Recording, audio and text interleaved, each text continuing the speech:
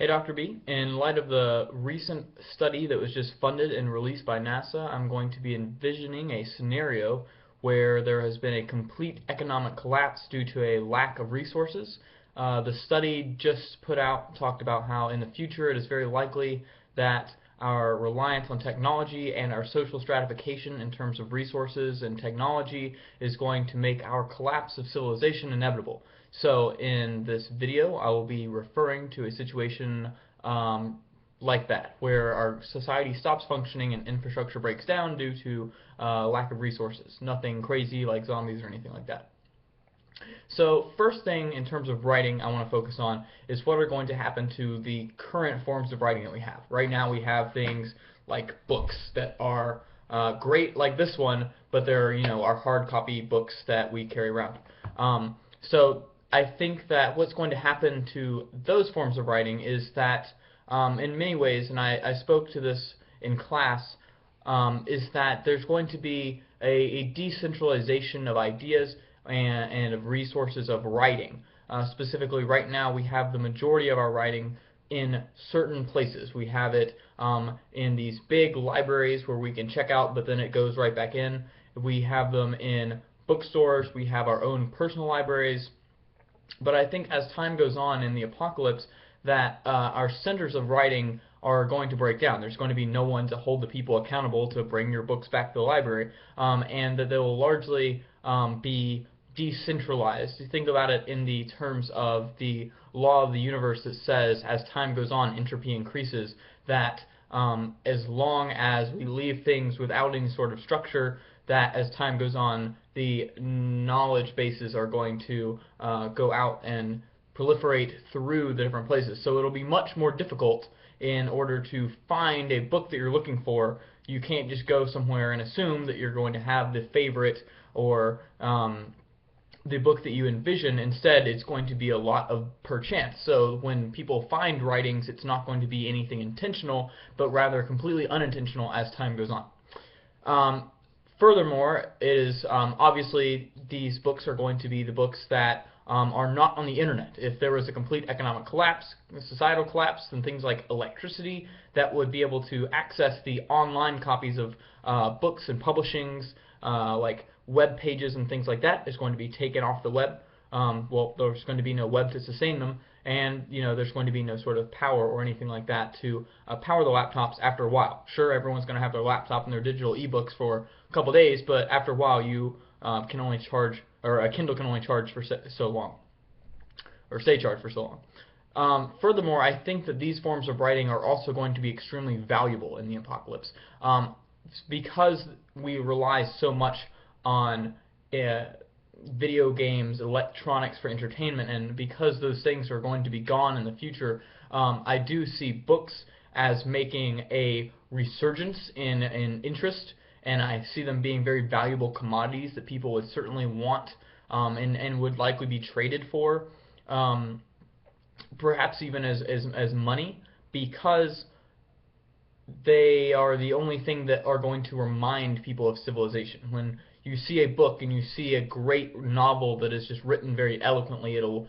take the person or the apocalyptic person back to the times before the apocalypse, or it helps someone who is born in the apocalypse to imagine a different world that they could have never imagined before. And so I see them as being very valuable and having the ability to bring people back.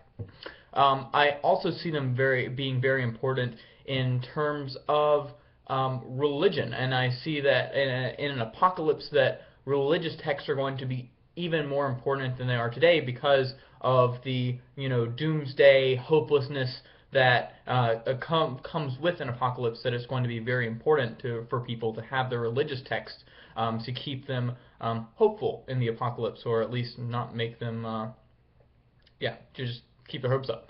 I also think that over time writing will cease to exist, or at least the writing that we know today will exist. As I talked about earlier, the law of entropy also means that eventually those books are going to turn to dust. Books, if not properly preserved, are going to eventually decay. And what that means is that because it's so hard to make a book, I mean, a lot goes into constructing a book like this. It takes a lot of processes just like you spoke about the pencil, that it's going to be very difficult over time to find books because they're going to start to just get destroyed and tarnished, and eventually they'll all be dust, and it will be it'll be very difficult. I mean, it'll be impossible to find a book once they're all gone until society starts back up and is able to reclaim technology in order to create new books. Now, also in terms of the writing of the future, I think that there are going to be three main types of future writing. So after the apocalypse, what is the writing going to look like that is produced in the apocalypse? The first type of writing that instantly comes to mind is warning signs. If you've seen the first episode of The Walking Dead, you know exactly what I'm talking about. When Rick goes out into the hallway of the hospital and he sees the sign "Dead Inside" written on the door, I think that that is going to be the first type of writing that will be informative writing, because it's going to be so difficult to send messages between people that people will, of course, write in large letters warnings out to, here is a danger that would be unexpected in typical society, but here it is, and make sure you don't go in, or else these people that are inside this door are going to kill you. More specifically, in an economic collapse, it'll be things that are like, our base is this way, or shelter this way, food this way. Things like that are going to be very important. But also, that style of writing is going to be very simplistic, because in its nature it is made to get straight to the point and preserve the resources that are required to paint a huge thing that says shelter, keep going straight, shelter, turn left, things like that. The second type of writing I can see happening in the apocalypse is diaries. I think that it's not out of the question for someone to find some blank paper and a pencil to write with, and I see a lot of people writing diaries in order to kind of cope. A lot of people just need someone to talk to a lot of the time, especially when the world has ended as we know it today, and so I see diaries as a way to help people through that time, and I see that being something very common, that someone would keep a diary in order to just try to stay sane. The third thing that I can imagine is right after the apocalypse, I can see a lot of people writing histories of what the old world used to be.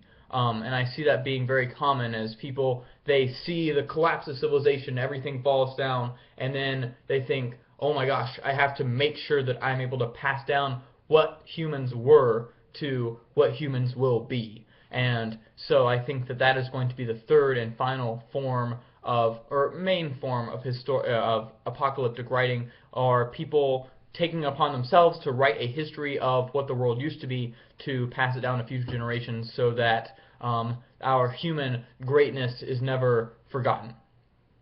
So yeah, that's my thoughts on apocalyptic writing, and I hope you like it. Yep.